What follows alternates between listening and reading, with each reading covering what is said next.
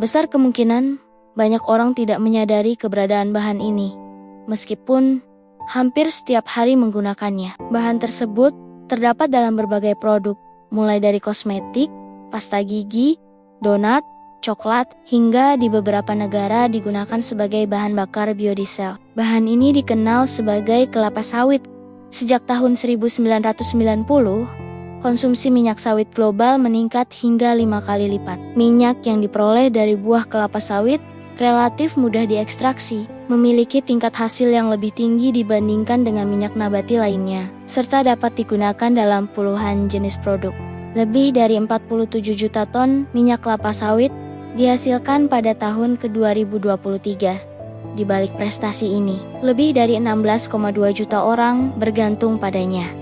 Disinilah dilema dimulai. Pertumbuhan sawit yang pesat membawa konsekuensi buruk. Perkebunan sawit dianggap sebagai perusak lingkungan. Dalam 20 tahun terakhir, 3 juta hektar hutan tropis hilang, memicu tergerusnya keanekaragaman hayati, dan turut mendorong terjadinya perubahan iklim global. Hal ini mengundang sebuah pertanyaan besar. Sanggupkah kita hidup tanpa sawit? Indonesia sebagai negara pemasok lebih dari setengah kebutuhan minyak sawit dunia, menjadikan komoditas ini sebagai salah satu dari 3 penyebab utama deforestasi. Setiap tahun, hutan di Indonesia sengaja dibakar untuk membuka lahan perkebunan. Pada 1 tahun terakhir, yang dicatat lebih dari 10.000 mil persegi wilayah hangus terbakar. Pembakaran hutan untuk pembukaan lahan baru juga mengancam ekosistem. Di Sumatera, wilayah ini merupakan habitat ratusan spesies unik dan satu-satunya tempat di dunia di mana orang utan, badak, harimau, beruang, dan gajah hidup berdampingan. Namun, habitat tersebut terus menyusut. Harimau dan badak Sumatera kini berada di ambang kepunahan, dengan populasi liar yang hanya tersisa beberapa ratus ekor saja. Di Kalimantan, populasi orang utan pun telah menurun sekitar 50% dalam 65 tahun terakhir. Deforestasi akibat pembakaran hutan dan alih fungsi lahan untuk perkebunan sawit, bersama dengan penebangan dan pertambangan, menjadi penyebab utama kerusakan hutan. Akibat kerusakan hutan dalam skala seluas ini, dampaknya tidak hanya dirasakan oleh lingkungan setempat, tetapi juga lingkungan manusia secara global. Hilangnya hutan mengganggu keseimbangan iklim, mempercepat pemanasan global, serta meningkatkan frekuensi bencana seperti banjir, longsor, dan kekeringan, sehingga krisis iklim semakin sulit dikendalikan dan membahayakan generasi sekarang maupun yang akan datang. Kelapa sawit pertama kali diperkenalkan di Indonesia pada masa kolonial, dan sejak itu tumbuh menjadi salah satu komoditas utama yang menggerakkan ekonomi negara. Masyarakat lokal bisa menikmati hasil dari praktik sawit yang berkelanjutan. Manusia terlanjur beradaptasi dan bergantung pada sawit. Faktanya, kita bergantung pada sawit lebih dari yang kita sadari.